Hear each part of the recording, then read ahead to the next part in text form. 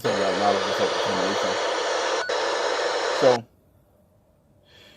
the violence against black people has started to really take a real ugly nosedive as far as I'm concerned. And when I say nosedive, please let me define that term. I don't mean nosedive as in the numbers are falling so far as black people who are being assaulted racially in this country.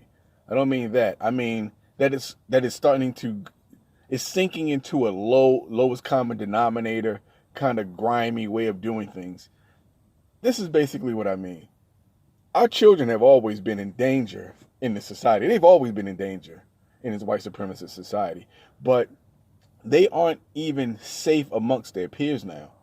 Black children who are seemingly in majority white schools in majority white neighborhoods, communities, are being assaulted, are being attacked, which appears to be on a quite regular, quite often basis. The children are not safe. Children are having their hair set on fire, pulled, yanked out, pushed, followed, jumped. They're having all these things happen to them. Children are being insulted by white supremacist children coming to school in Klan uniforms, being followed home or followed from school with white supremacist kids wearing Klan uniforms. Pardon me. Being tased and mocked and pushed and bullied. These things are happening more now than I've ever recalled hearing before in the past. And that could just be shedding a light on my ignorance of the subject. However, I've never heard of so much violence towards our kids before. And too many parents are real lackadaisical when it comes to their response to this. Too many parents are looking at this as an opportunity to get a bag, to get some paper out of the deal, to get some money out of the deal. That is despicable. Your child is not a sacrificial lamb. Your child is not your ticket to fucking easy street. White supremacists have now armed their children and given them permission to go to school and see how many black children they can destroy. I take this situation, this particular situation, to heart because there is a child who I know, who I am attached to. I'm not going to give the child's sex or anything like that, any distinguishing features. I'm just going to talk about the ordeal. This child has, obviously the child's black, but this child has been raised wrongfully to believe and to accept the idea, the thought, the false premise that they are multicultural. Not black, multicultural. While yes, the child's parents are both mixed race individuals, but both parents have a black parent. You understand? Which makes them black, and it makes that child black. Now, this child has been bullied.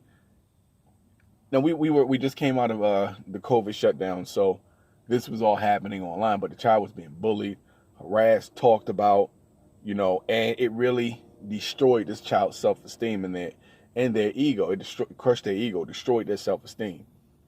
This child attempted suicide 4 times that I am aware of, that I know of, or at least that I was told about.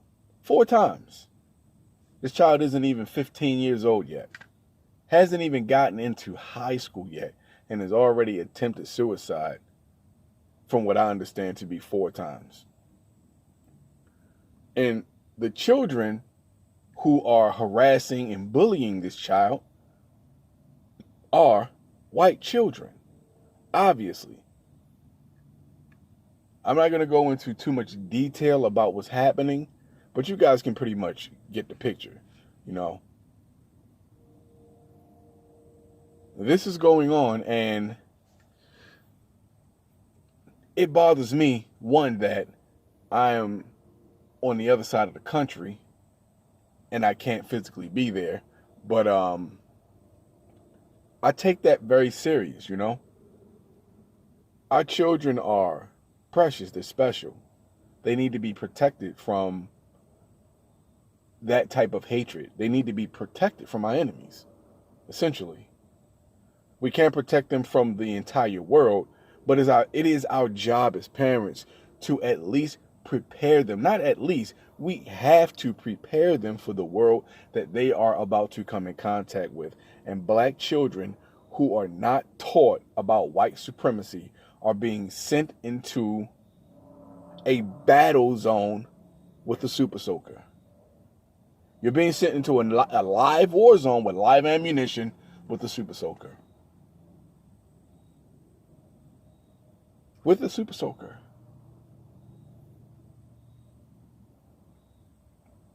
In a cardboard box as your body armor. Understand that. You are not only vulnerable, you are the softest target there is.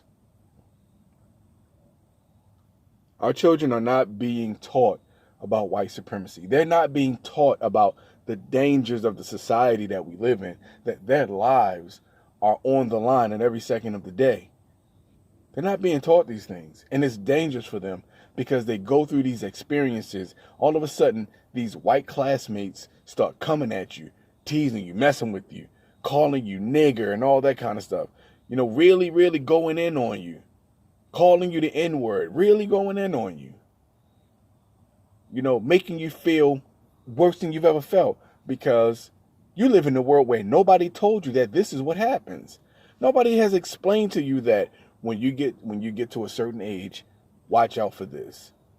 Your white kids, your white counterparts may come at you like this. You need to be prepared for that. Black kids are not being prepared properly. And as a result, child suicides have gone up on the black side of things. Child suicides. That I find that to be horrible. That's a horrible thing to think about. That our children haven't even lived a quarter of their lives yet, don't want to be here anymore. I think that's the saddest thing ever. We owe it to our children to protect them. Even if you are not a combatant, you need to teach your children at least the mental aspects of white supremacy.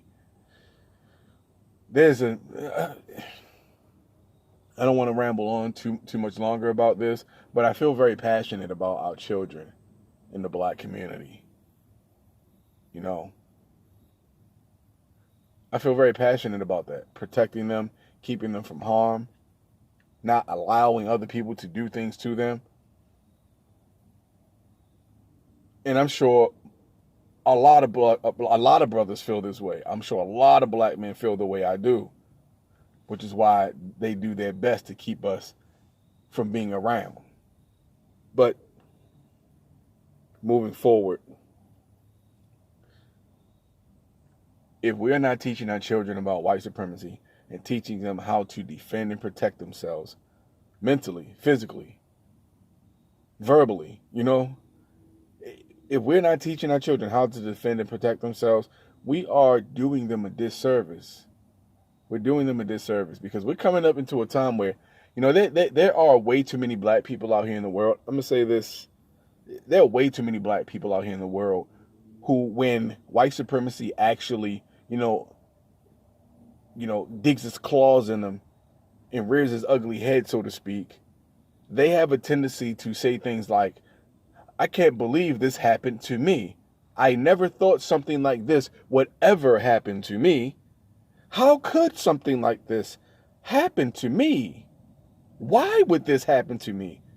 The people who are shocked and amazed when white supremacists show them who they are amazed, they are baffled by it because they believe they have risen above the normal Negro heights and have ascended into this false notion of honorary whiteship. Well, whilst I do not believe anybody who says they are totally unaware of white supremacy, I truly do not believe you. There is going to come a time in this country, and I believe very soon in this world, where not only will you not be able to deny white supremacy, but everybody's going to get their white supremacist wake-up call. We're black. We all get it. We all get it. And most of us have seen it or have had it happen to us as children. I guess depending on how integrated or segregated your city is. But most of us have. I know I have. The point is this. Our children are not being protected, first off, with knowledge and understanding of what white supremacy is. The knowledge to defend themselves physically. The knowledge to defend themselves mentally. They are not being prepared for life. And it's the parents' fault for that. If you don't want to feel guilty about not sending your child out into the world properly prepared, because this is the lie. This is the false notion that parents tell themselves, or tell their children, just be a good person, just be nice, treat people the way you want to be treated. Be a nice person, Yes, say yes sir, no sir. Don't talk back to people. Basically teaching them how to be very passive and subservient. And it doesn't work. It's never worked. Because a person who dislikes you or hates you for no reason doesn't need a reason to dislike you or hate you. It doesn't matter what you do. They see you as an enemy. It doesn't matter what you do. It doesn't matter. When someone doesn't like you, they just don't like you. And that's what white supremacy is. It is illogical hatred. However, if we really delve into white supremacy, if you buy into their notions, they actually do have a logical case for what they do. It's all a matter of survival for them, although they're going about it all wrong, but that's neither here nor there. But just understand, it's time to stop sending the children out into the world unprepared. It's time. It's time to arm our children the way our enemies are arming their children. Their children are going to school with guns, coming out of the restroom and just blasting people. Just blasting people. They're just going into the schools and just cutting people down. Going into churches and just murdering people. Do you understand this mentality? These people are dangerous, but it's even more dangerous when you send your children out into the world unprepared. And if you are an adult who is unprepared, better get with the fucking program quick. Peace.